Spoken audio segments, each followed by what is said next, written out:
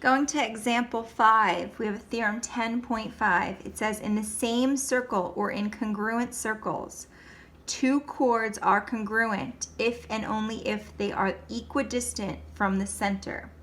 So what that means, if you look here, chord FG is going to be congruent to chord JH if and only if the distance from FG to the center, point L, is the same distance as JH to the center, point L.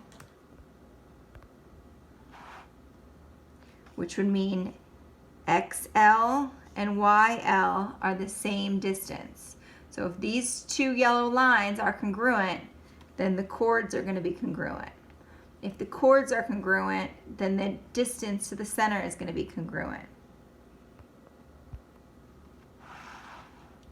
So let's look at this first one.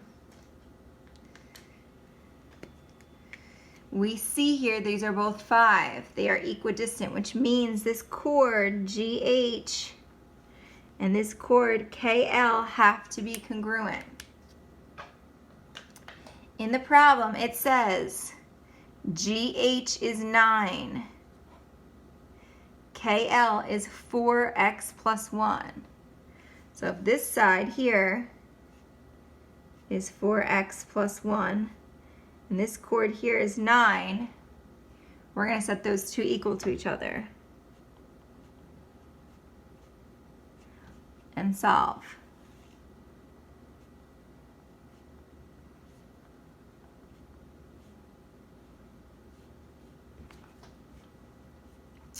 We can plug it in. 4 times 2 is 8 plus 1 gives me 9. Let's try another one. AB is congruent to BC, so it's telling me that this chord and this chord are congruent. So we want to find the distance. DF is 3x minus 7, and FE is x plus 9. So I'm going to set those two equal to each other. 3x minus 7 is equal to x plus 9, and solve.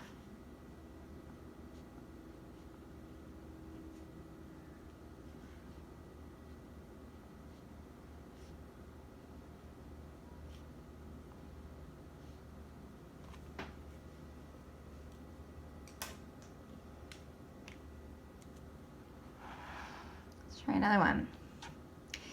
We have that the chords are equidistant, so I want to find what x is when TS is 21 and UV is 3x. So I'm going to just set 3x equal to 21. So x is going to be 7.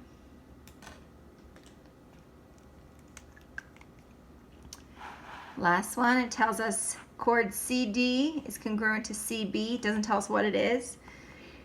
So we want to find the distance. GQ is x plus 5. EQ is 3x minus 6. So I'm going to set them equal. 3x minus 6 equal to x plus 5.